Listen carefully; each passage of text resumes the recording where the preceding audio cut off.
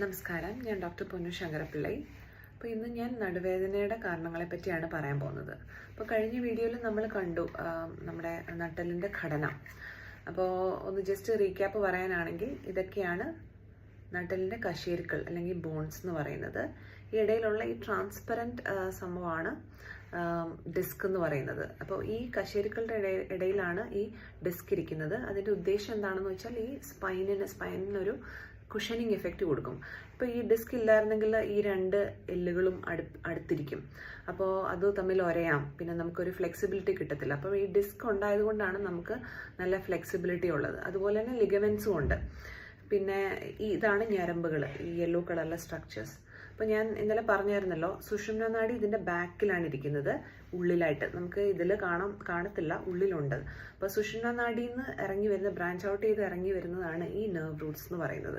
അപ്പോൾ ഇത് കഴുത്തിലെ നെർവ് റൂട്ട്സ് ആണ്. അപ്പം ഇതൊക്കെ നമ്മുടെ കൈയുടെ കൺട്രോളുകളാണ്, കൈയിൻ്റെ ചലനങ്ങളൊക്കെയാണ് കൺട്രോൾ ചെയ്യുന്നത്, അല്ലെങ്കിൽ സെൻസേഷനെ. താഴെയുള്ള ഞരമ്പുകൾ നമ്മുടെ കാലിൻ്റെ സെൻസേഷനെയും കാലിൻ്റെ ചലനത്തെയും, അതുപോലെ തന്നെ ബ്ലാഡർ ബവൽ കൺട്രോൾ, അതായത് നമ്മുടെ മലമൂത്ര വിസർജ്യത്തിനെ കൺട്രോൾ ചെയ്യുന്ന ഞരമ്പുകളാണ് താഴെ ഇരിക്കുന്നത്, പിന്നെ കാലിൻ്റെ. അപ്പോൾ നമുക്ക് എന്താണ് നടുവേദനയുടെ കാരണങ്ങൾ? അപ്പം വളരെ കോമൺ ആയിട്ടുള്ളൊരു കംപ്ലൈൻ്റ് ആണ് നടുവേദന. ഊപ്പിയിൽ വരുന്ന മെജോറിറ്റി ആൾക്കാർക്കും നടുവേദനയാണ്. അപ്പോൾ മിക്കവാറും പറയുന്ന ഹിസ്റ്ററി ഇതായിരിക്കും. അതായത് ഞാൻ ജിമ്മിൽ പോയി വെയിറ്റ് എടുത്തു, അല്ലെങ്കിൽ ഒരു റീസെൻറ്റ് ട്രാവൽ ഉണ്ടായിരുന്നപ്പോൾ കുറച്ച് ലഗേജ് എടുത്തു, അപ്പോൾ അല്ലെങ്കിൽ എൻ്റെ കുട്ടിയെ ഞാൻ എടുത്തുകൊണ്ട് നടക്കുന്നുണ്ട്. ഇതൊക്കെ ആയിരിക്കും പറയുന്ന ഹിസ്റ്ററി. അപ്പോൾ 5 കിലോ കൂടുതൽ വെയിറ്റ് എടുക്കുന്നത് പോലും നമ്മുടെ സ്പൈന് സിഗ്നിഫിക്കൻ്റ് ആണ്. അപ്പോൾ നമ്മൾ നല്ലൊരു വെയിറ്റ് എടുത്തു കഴിഞ്ഞാൽ ക്ഷതം വരുന്നത് നമ്മുടെ ഡിസ്കിനായിരിക്കും. അതുപോലെ തന്നെ നമുക്ക് നമ്മുടെ ഹ്യൂമൻ ബോഡിയിൽ ഈ നട്ടലിൻ്റെ 2 സൈഡിലുമായിട്ട് മസിൽസ് ഉണ്ട് ബാക്കിലെ. അതിൻ്റെ പേരാണ് പാരാസ്പൈനൽ മസിൽസ്, പേശികൾ. അപ്പോൾ ആ മസിൽസിനും ക്ഷതം വരാം നമ്മൾ വെയിറ്റ് എടുക്കുമ്പോഴോ, അല്ലെങ്കിൽ നട്ടിൽ വളച്ചിട്ടുള്ള എന്തെങ്കിലും ജോലി എടുക്കുമ്പോഴോ. അപ്പോൾ ഈ ഡിസ്കിന് പ്രശ്നം വരാം, അതുപോലെ മസിൽസിനും പ്രശ്നം വരാം. പിന്നെ ഈ പറഞ്ഞ പോലെ ജോയിൻസിനും, 2 കശേരുക്കൾക്ക് ഇടയിലുള്ള ജോയിൻസിനും നീർക്കെട്ട് വരാം. അപ്പോൾ ഈ ഡിസ്കിന് കീറൽ വരാം. അപ്പോൾ ഡിസ്കിന് കീറൽ വന്നാലോ, പേശികൾക്ക് പാരാസ്പൈനൽ മസിൽസിന് ക്ഷതം വന്നാലോ നമുക്ക് സിവിയർ വേദന വരും. അപ്പോൾ ആ സിവിയർ വേദന ഒരു ഫ്യൂ ഡേയ്സ് ഉണ്ടാവും, അതിന് മരുന്ന് കഴിക്കേണ്ടി വരും. പിന്നെ തനിയെ 2-3 മാസം കൊണ്ടത് മാറും. അപ്പോൾ ആ സമയത്ത് നമുക്ക് മരുന്നുകൾ എടുക്കാം, മസാജ് എടുക്കാം, ഫിസിയോതെറാപ്പി, എക്സസൈസ് ഒക്കെ എടുക്കാം, തനിയെ മാറുന്നതാണ്. ഇനി ചിലപ്പോൾ എന്ത് പറ്റുമെന്ന് പറഞ്ഞാൽ, ഞാൻ പറഞ്ഞല്ലോ, ഈ ഡിസ്ക് എന്ന് പറഞ്ഞാൽ ഒരു സോഫ്റ്റ് സംഭവമാണ്. അപ്പോൾ അതിന് ചുറ്റിനും കുറച്ച് കട്ടിയുള്ള ഒരു കവറിങ് പോലെയുണ്ട്. അപ്പോൾ അത് ചിലപ്പം പൊട്ടി ഈ ഡിസ്ക് വെളിയിലോട്ട് വരാം. അപ്പോൾ ഡിസ്ക് വെളിയിലോട്ട് വന്നാൽ നമുക്ക് ഈ രൂപത്തിൽ കാണുന്ന പോലെ തന്നെ ഈ ഒരു റെഡ് കാണിച്ചേക്കുന്നത് കണ്ടില്ലേ, അത് ഡിസ്ക് വെളിയിൽ വന്നതുപോലെയാണ് അവർ കാണിച്ചിരിക്കുന്നത്. അപ്പോൾ ഈ വെളിയിൽ വരുമ്പോൾ എന്താണ് സൈഡിലോട്ടുള്ളത്? നമ്മുടെ നെർവ്.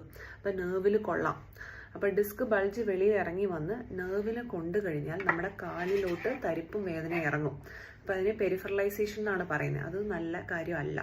അപ്പോൾ ഒരാൾക്ക് ബാക്ക് പെയിൻ മാത്രമേ ഉള്ളൂ, ജസ്റ്റ് നട്ടലിൽ വേദനയേ ഉള്ളെങ്കിൽ അതിനർത്ഥം കാര്യമായ നെർവ് പ്രശ്നങ്ങളില്ല, അതായത് നെർവിനെ കംപ്രസ് ചെയ്യുന്നില്ല. കാലിലോട്ട് വേദനയും തരിപ്പും ഇറങ്ങുന്നുണ്ടെങ്കിൽ അതിനർത്ഥം കാലിലോട്ട് ഞരമ്പിനെ കൊള്ളുന്നുണ്ട്.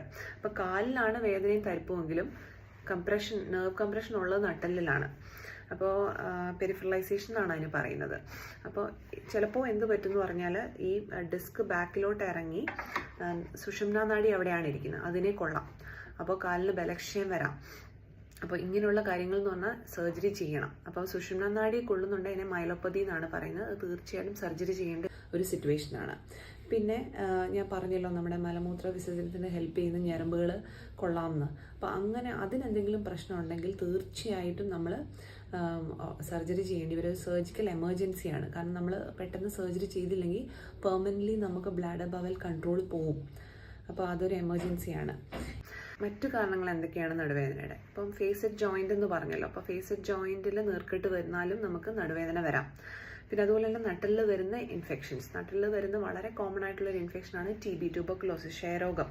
അപ്പോൾ ക്ഷയരോഗം ഉള്ളവർക്ക് നട്ടലിൽ ഇത് പടർന്നു കഴിഞ്ഞാൽ നമുക്ക് തീർച്ചയായിട്ടും വളരെ സിവിയർ ആയിട്ടുള്ള, അത് നൈറ്റിലായിരിക്കും സിവിയർ ആയിട്ടുള്ള ബാക്ക് പെയിൻ. അതുപോലെ തന്നെ വെയിറ്റ് ലോസ് ഉണ്ടാവാം, വിട്ടുമാറാത്ത പനി, ചുമ, അങ്ങനെയുള്ള കാര്യങ്ങളൊക്കെ ഉണ്ടാവാം. അപ്പം ഒരാൾക്ക് വെയിറ്റ് ലോസും ഫീവറും നടുവേദനയൊക്കെ ഉണ്ടെങ്കിൽ തീർച്ചയായിട്ടും നമ്മൾ MRI എടുത്ത്, അല്ലെങ്കിൽ TBയുടെ എന്തെങ്കിലും ലക്ഷണങ്ങളുണ്ടോ എന്നുള്ളത് നോക്കേണ്ടി വരും.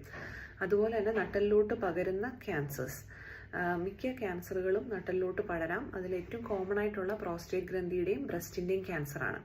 അപ്പോൾ അതും വിട്ടുമാറാത്ത നടുവേദന, എസ്പെഷ്യലി നൈറ്റിലുള്ള വേദനയായിട്ടാണ് അത് കാണുക. പിന്നെ നട്ടെല്ലിൽ തന്നെ വരുന്ന ചില ട്യൂമറുകളുണ്ട്, അത് കുറവാണ്.